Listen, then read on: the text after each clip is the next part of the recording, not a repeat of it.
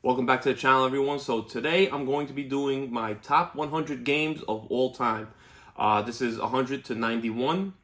A little bit of a backstory of how I got into this hobby. I was never really into it. I mean, when I was a kid growing up, the first game I ever played was Prince of Persia, the 1989 MS-DOS version. So if that gives away my age, there you go.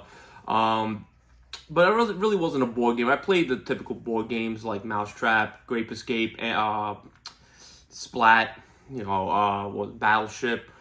But there was one game I always loved, and that was Hero Quest. Growing up in the early '90s, Hero Quest was a big game. A lot of people played it, but as time went on, I grew out of touch with board games. I was more into the NES, Sega Genesis, and everything.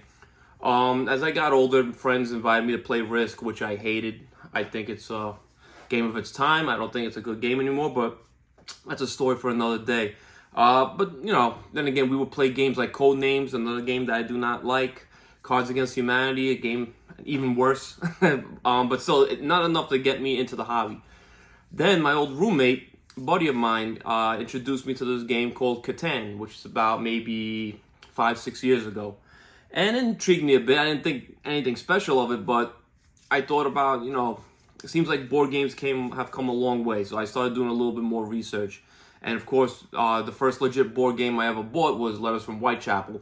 Mind you, I was also playing social deduction games like Secret Hitler and stuff.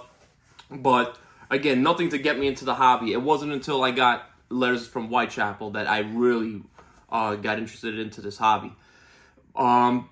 So a little bit about what my favorite type of games are. Area Control is my favorite. I like anything that's got combat. Take that. Deck building, definitely, that's my second favorite as well. I do like worker placement. I would play Euros as long as they're not multiplayer solitaire. But anyway, let's just get on with this list. So number 100. By the way, next year this list is going to be dramatically different. I have a lot of games here on the shelf of shame that once I get played, I think they're going to be making the list. But for now, this is my top 100. So let's get started with number 100. It's going to be Tournament at Avalon. So Tournament at Avalon is a trick-taking card game where everybody picks a character that has a special ability, and you're just playing tricks, trying to pretty much take all the other players' health down to zero.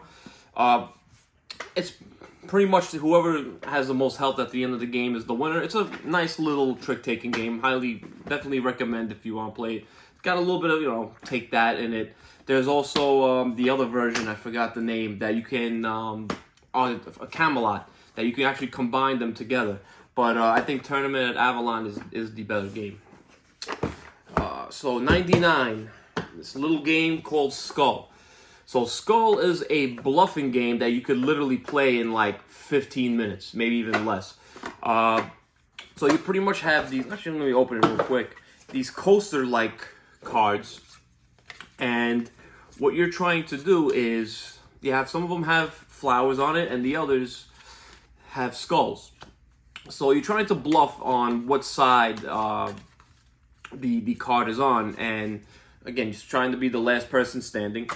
The game is a blast. I love playing it. It takes about 15 minutes to play. It's a great filler game.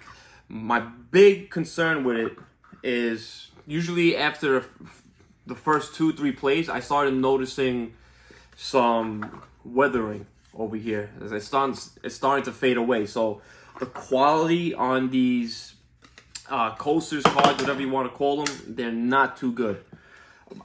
On the bright side, it is a really cheap game. You could definitely get it for under 20 bucks. But it's also a game I highly recommend as well. Great filler game. That's Skull. So the third one is a game I had the pleasure of reviewing, and actually took me by surprise, and that's Skulking. This is a game by Grandpa Beck. He's a small company out in Washington. I highly recommend you check out. They make nice family card games.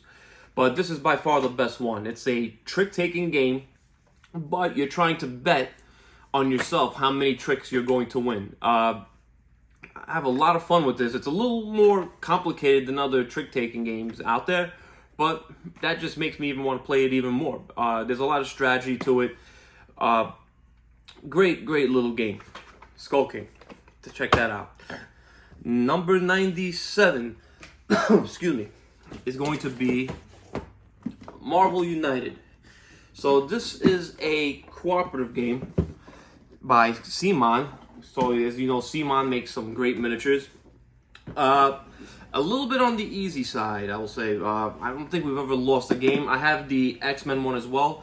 I don't have the expansions for it, which I heard kind of ramp up the difficulty a bit. But every time I do play this, I have a lot of fun with it. It makes for a great family game. Also, if you're a Marvel fan like myself, I think it's a game you must have. Cheap as well. I think I got this for $20 on Amazon. But I think it's one of the best cooperative games out there. I think people have a lot of fun with this. And there's a lot of hype around it too as well. There's a bunch of expansions. There's a lot more stuff coming out for it. And I'm glad that Simon's growing this universe a bit. But definitely check it out. Number 97, Marvel United. Okay. Number 96 is a game I actually recently played and actually liked it a lot. So this is a 2-player game, war game. It's called Lincoln. Now this is by Mon Wallace. If you don't know that name, he is the man behind Brass Birmingham, Brass Lancashire. So what's unique about Lincoln is obviously one person plays as the Union, the other plays as the Confederates. The Confederates start stronger in this game, while the Unions are a bit weaker, but they each have their own set of cards, and you're using those cards to deploy troops, attack different areas, and you want to control different parts of the map. But at the same time, the Confederates want to try to win the game as soon as possible, while the Union players want to kind of drag it out a bit until they get more stronger. And I really like that about this game. It's a tense little 2-player game. It's fairly cheap too. I'm sure you can find it on Amazon. This was actually gifted to me last year, and I finally got to play it. I liked it a lot. But if you like war games, and if you like, I don't want to say it's deck building, but it's mostly hand management, I think you're gonna enjoy this game a lot. Definitely check it out. That's Lincoln, number 97. Excuse me, 96. Okay, so 95 is, what's it? Okay, so this game I have here is called Hadara. Now Hadara is a card drafting game, similar in a way to Seven Wonders. I do believe you could own both games because I think they're both different in their own respect. But you're getting different cards and building up your own city. I will say this about it though: the game is broken at 2 players.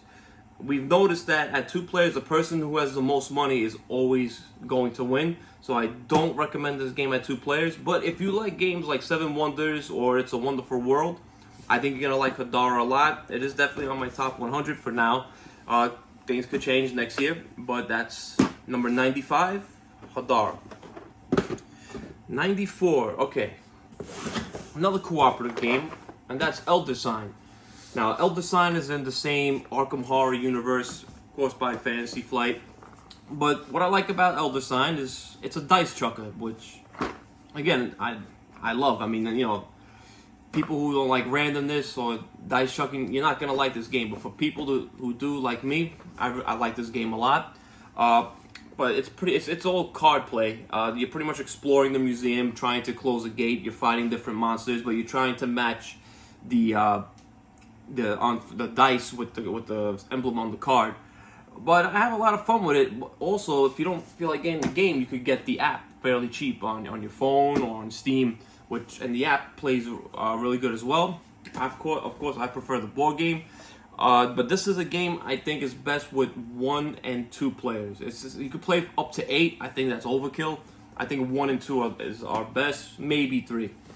That's going to be number 94, Elder Sign. So number 93 is an old one.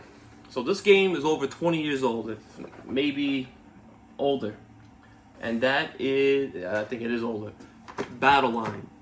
So Battle Line pretty much started, so if you had like games such as Rift Force or Air, Land, and Sea, this is the game that started it.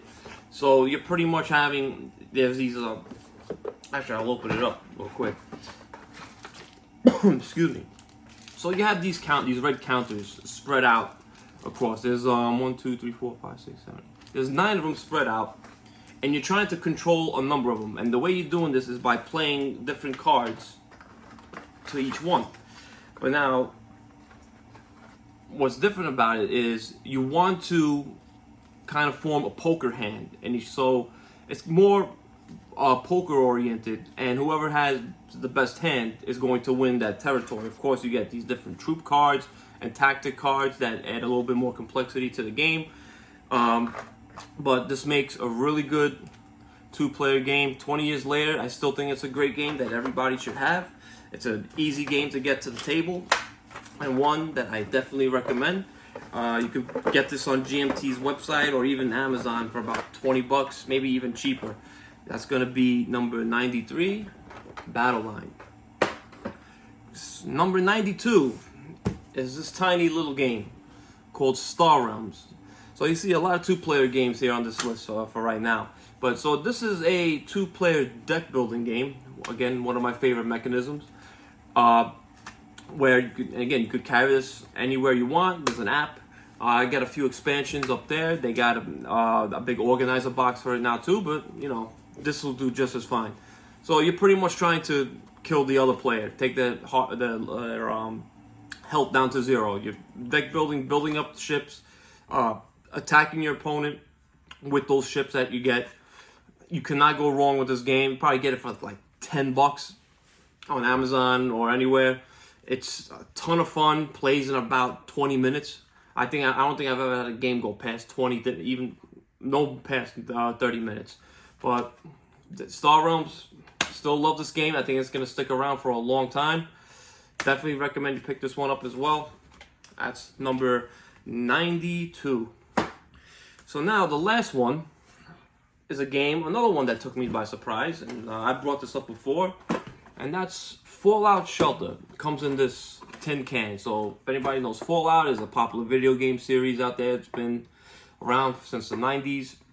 But now this game is a worker placement game where you're building up your vault, getting different cards, fighting different enemies. Rules are really simple. Game plays in about an hour or less. Surprisingly, I had a lot of fun with this game. But you know, this tin can case is a bit of a, I'm not too crazy about it. It kind of warps over time. But yeah, in the game you're getting cards, you're fighting different enemies, building up your vault, messing with other enemy players sometimes too. And it's just for a little game like this, there's a lot of depth to it. Yeah, it took me by surprise. I think a lot of people are gonna like this, especially if you're a Fallout fan. I think it's also a great gateway game.